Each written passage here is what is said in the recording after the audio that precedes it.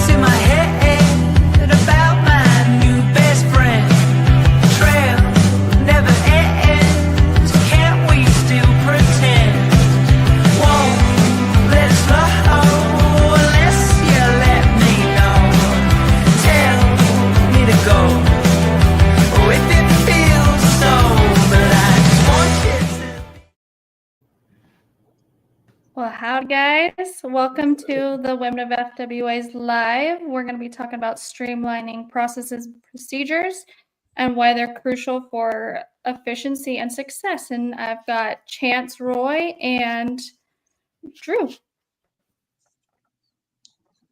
Howdy, welcome.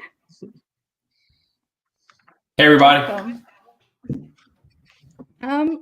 Go ahead and tell me a little bit about you guys. Let viewers know who you are, where you work, and all the things.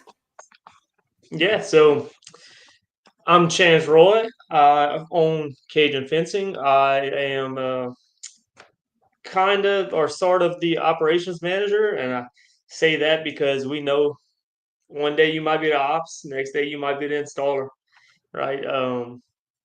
Yeah, we've been doing it for 6 years now, going strong. Nice. And Drew, what about you? Yeah, Chance, you forgot you're the founder of Cajun Fencing, man. Right. So I'm Drew, Drew Wingate with Cajun Fencing, obviously. I am in sales over at Cajun Fencing, one of the co-owners there, but mostly I would say sales is the predominantly my main role there. Assisting Chance and getting Chance to assist me is my two main focal points, though, always. But that pretty much sums up me, sales. That's awesome. Well, welcome to the Women of FWA Lives. Yeah, we're glad to be here. We're gonna Absolutely. We're excited you're here. We're gonna kind of go in and talk about the how process and procedures are. I thought about this topic because I actually saw Chance at the fence show last year, and I loved his class, and I thought this would be a great thing to teach other fence companies, and even not. Maybe it'll fall into other places where you need to have those processes and procedures in line that are going to work for everybody. And with it becoming into busier seasons and those fence companies that may be starting up or trying to get better at, getting their, days and all their jobs lined up, that this would be a great topic to start with. So we're kind of going to define what a process is and what a procedure is. So with that, a process is basically a broad approach to achieving an outcome in a series of steps. A procedure is a specific set of instructions for completing a particular task within a process. Chance, with your class from the fence show, how do you guys go about it with starting out at the contract aspect of starting with a job? Yeah, so first I'd like to say, this is our system, right? And this is what works for us. We're not a huge fence company. We don't run really any animated or automated softwares. So everything is kind of a one-on-one touch, with our processes and procedures. Um, so yeah, I mean, I guess Drew is the first one to start with the contract, so I'll kind of let him start that off. So what I pretty much do is I'll go ahead, my phone number is who people call and stuff. So I always have that phone line on me. So I'll go out, meet with the customer, kind of discuss what works best for them. What can we, put in their yard to achieve what they're wanting, right? Do they want privacy? Do they want a durable fence? Do they want all of it, etc. Once we kind of streamline that and figure out, get down to the nitty gritty of what kind of fence is really going to do justice in their backyard, we go ahead and start. So for us, we do a deposit. From there, we go ahead and contact Louisiana 811, of course, want to dig legally and everything. And then on top of all that, we start our contract procedure in the middle of all that. And what that kind of entails is anything that maybe the client wanted special, like, hey, in this back corner, I really need pickets to be on the ground, or a horizontal picket to be laid down on the ground. That way, Susie Q doesn't get out when I can't see her in that back corner. Things of that nature is where we kind of touch on those things. And I would say about a year ago, Chance actually started a Monday morning meeting with all of our employees, including myself and he. And we just kind of sit down and we streamline that contract of what myself and the customer discussed to make sure we cover all aspects of that contract. Yeah, and on that contract, it has the layout of the fence. We do the sections, for the guys. They'll have the layout, the amount of sections, where the gates are, and then we even do the takeoffs on that contract. And that same contract goes to, it passes to our shop guy, to me, to the shop guy, to the foreman, and the homeowner. That contract gets passed around, because that is our Bible, if you should say. Like, that's our the start of our process, that contract. So it's very important that each one, everyone oversees that contract. Yeah, because there's stuff where I'll miss it and the homeowner points it out, or me and the homeowner misses it and our shop guy will point it out, or Chance will point it out, or the foreman will point it out. So it's really everybody getting their hands on it does assist with making sure there's nothing missed. And we're all human. Some things do get, slip through the cracks, and we handle that differently. But anyways, long story short, it enables us to be able to streamline who touches it, and like, hey, let's all work together as a team, and the homeowner is a part of the team at this point. Yeah, and then do you guys have, you obviously have to get 811s on projects for the most part. Do you guys have a way of tracking those for when you put them in, when they expire, all of those things? Yeah, so yes. Drew, you could go ahead.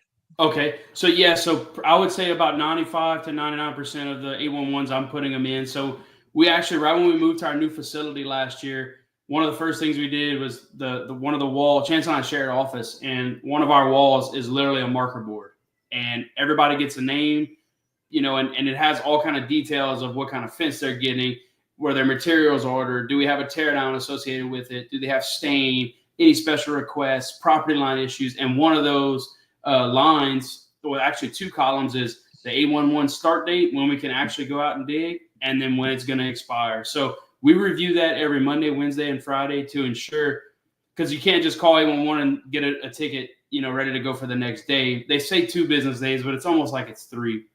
So we really, help each other out. Chance and I really try to stay on top of, getting those tickets to where they don't expire, and they can kind of overlap to where we can get to everyone without having to wait on the darn 811 ticket. Right. And then we're going to talk about how you go from the, you guys just talked about all the processes and stuff. You go for getting into the contract. How does that process necessarily fit into entering production, or in your guys' case, it goes to your shop where they do pulling materials and things like that, right? So pretty much whenever we fill out our contract, once one of us fills out the contract, we'll go ahead and just put it in our contract folder for our, shop manager to go ahead and see it. And anything that's kind of like pretty much basic, like your basic chain link materials, your basic privacy materials, Chance handles all that. He kind of orders everything that, we're going to buy in bulk essentially. Whereas if it's anything kind of special or something that we usually don't do on every single job, I'll kind of streamline that procedure. That way I know it's ordered. That way, because it would be kind of tough for Chance to sit there and see every little detail of an oddball contract, being that he wasn't involved ever up until that point. It just makes it a little easier for our processes. Yeah. Yeah, and to reiterate on that, our process with the contract really starts on the Mondays, because our shop guys there, and then it's a full company meeting on Monday. It starts at 6:30, and we talk about every contract that's on the schedule for that week. So everybody gets familiarized with it, and then as after that meeting, our shop guy, in a perfect world, he grabs all the contracts and starts fulfilling them that week, right? Yeah. Yadira is asking, what is your average length of projects that you guys do? 2 days. Yeah, I would say 2 days. Our average wood, I would say in our market is 200 feet, maybe a little bit left, give or take. And we could knock out like a 200-foot job, in a perfect world in a day or two, depending on trees and stuff like that. So 1 to 2 days really is our average job. Nice. And then getting into the load up and pre-trip phase, after you've gone through the contract, your shop knows everything. They've started pulling materials and all of the things. Do you guys have checklists and things that they go over? Are they in the contract? Are they separate from the contract that tells them what materials, how many of each material, what equipment or other tools that you guys are taking to the trip? Right. And are there roles that you assign to certain team members to help with that load up and pre-trip phase? Yeah. So this phase starts to enter in my, it's my category of things, and I think when we actually when I went to the Fence Tech or whatever, the FWA, and I talked about the experience, right? Everything's so hard at first. Well, so our new guys were given checklists like, hey, remember the pounder, remember special tools, or remember marking paint or things like that. That's things they going over on Monday. And Monday is the day where you try to, whatever you commonly use, right? Marking paint, string, black paint, whatever it might be that we commonly use needs to be stocked up on Monday. And then after that, the foreman looks at the contracts whenever he's starting getting ready for a job, and it'll tell him Drew will put specialty tools on that job. So, maybe a big hammer drill you might need, or anything specialty items that the foreman's responsible for grabbing them items. Maybe while the other two guys are loading down the truck, or whatever the process may be that the foreman, has. He's responsible for getting those specialty tools and looking at the contract before they leave the job, the yard. Sorry. So him and our shop guy will kind of converse for the most part, and I'm there too. So we all kind of just looking over the job, reminding each other, don't forget this, don't forget that. It's just a full team effort in the mornings. How many crews do you guys have running? So we call it 2.5 because we do have one part-time guy. Okay. He started going to college. He was working full-time with us. He was actually one of our foremen, and he decided to go to college. And so we let him go part-time. So when he's here on Tuesdays and Thursdays, we'll kind of run a little small crew. So 2.5, and we also have 2 machines to load up as well, which is very important because at first we had just a forklift. So when you start getting multiple crews, and one person is waiting for the forklift, or you can't load a pallet, it's burning the clock, right? Burning the clock. So Yeah. we do have a big skid steer that gets used and a forklift that gets used, so that two crews can load up at the same time. Nice. That's very important. Oh yeah, absolutely. And Yadir's asking if all of your trucks are fully stocked, or do they share tools? So any specialty items, we don't keep all tools on every truck. Um, and the reason being is tools get lost, tools get broken, tools. You don't see a tool for, you don't use a tool for, like, for instance, banana clips for chain link. I mean, it's a small item, right? That can get misplaced or taken. We don't keep them on the trucks. Chain link fence, you have a chain link job, grab the chain link box, grab the banana clips, right? You're going to need chain link pullers. And the reason I use chain link is because it seems like chain link requires the most tools out of any style fence, that for us at least. So honestly, we keep all chain link tools, or most chain link tools, in the shop, and they just grab whenever they do. Now, look, if we were predominantly like 90% chain link, I would probably keep them on the truck, right? So it's just what fits us, and our wood is our normal install. So you guys do primarily wood with like sprinkled in of chain link? Yeah. Now, look, our chain link has been ramping up, especially commercial side. But yeah, I mean, it's mostly wood with chain link, and then aluminum. Nice, nice. And then as far as getting you've done all these steps to make the job go as smoothly as you humanly possibly can, because again, we all know that things happen and literally shit hits the fan sometimes, and you go and things get messed up. But your installation day, you have a process, I assume, for what starts, who's doing what, and you said you had 2.5 crews.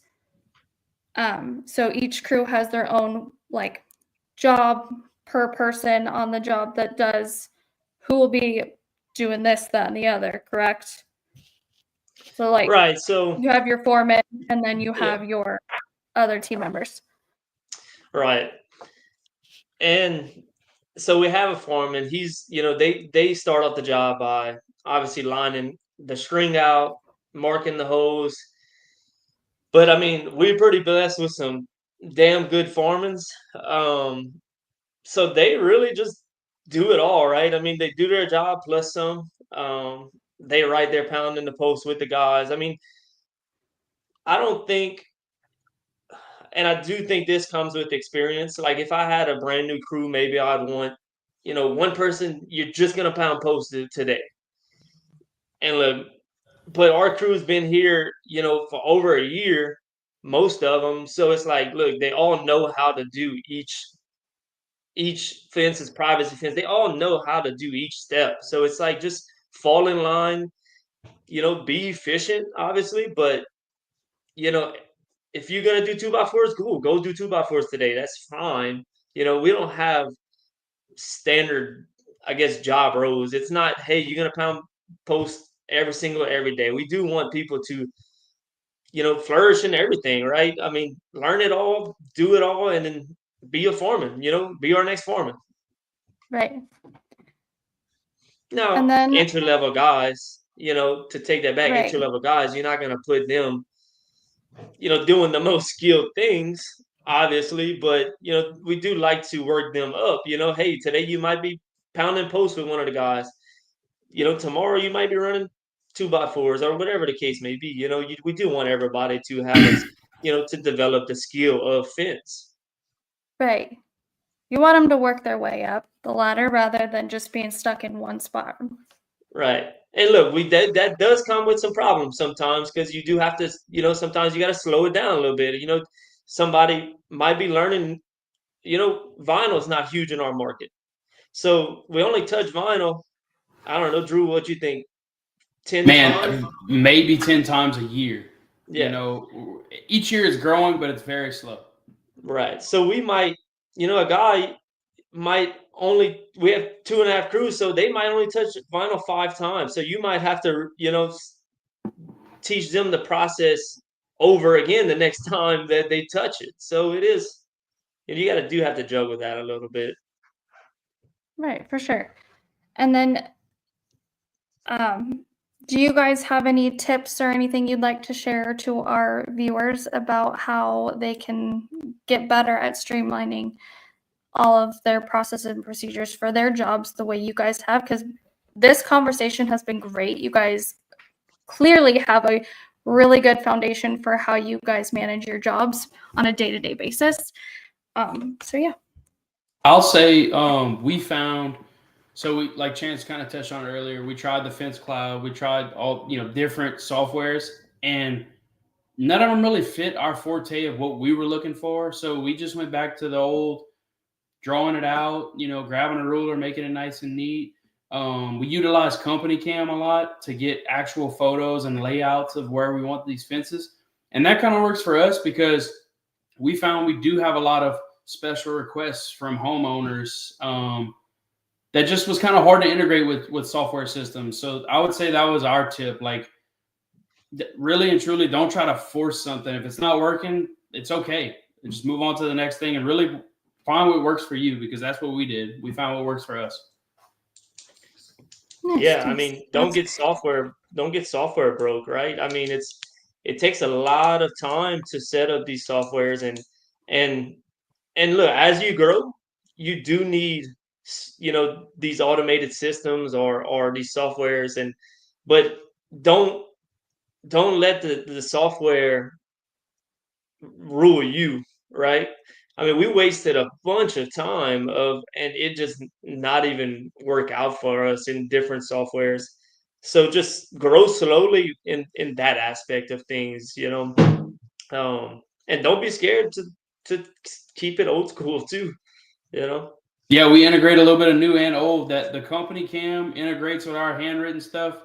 In my opinion, I'm sure Chance feels the same way. Just pretty seamlessly. Like, we're able to communicate on there if we need. Actually, Chance actually just launched us up with a Connect team not too long ago. We've been really utilizing that application as well. So we've been using that a good bit. But I would say Company Cam has really been, overall, has been such a game changer, because we were able to show clients like, hey, no, this is where we talked about, you approved this. No, the latch did work when we installed it. Look this video, things of that nature. That's really been saving our behind, some time and some money, of course. Yeah. Basically, got to find what fits you. Yes, ma'am. Yeah. Go ahead. I'm like I'm a paper person. I have to have tangible things in my hand, especially when it comes to planning things. So I can see why your guys' board works very well, and it's for everyone to see. Yeah, Devin, which is our shop manager. I want to thank you guys for jumping on. And oh, sorry. No, go ahead. Share away. Oh, I was literally just going off of what you were saying. He can literally pop open our office door and look at what job's coming up, what's next. But we can also go and connect teams and look at it the same way. It kind of helps to just get we have it on our phone when we're mobile, but in the same breath, bam, it's right there in your face when you walk in. So it really, both of them really help out. Nice. Well, that's awesome to hear, you guys. I want to thank you both for jumping on and joining the live about talking about streamlining process and procedures and sharing the way you guys do it over at Cajun Fencing. And I do want to shout out to everyone watching. And I do want to say that if we got a little blip, I got to throw in there, per Susan K. Worley. Do you guys want to, and this is for everyone listening, do you want to get your name out there and get more recognition and support an amazing group of women? We have sponsorship opportunities for the Fence Show, our podcast, and retreat available. You can contact us through any of our social media platforms or email us at womenofwA@gmail.com. Awesome. All right, you guys. Well, we enjoyed it. Thank you, guys. Happy birthday, Mary. Y'all have a good one. Thanks.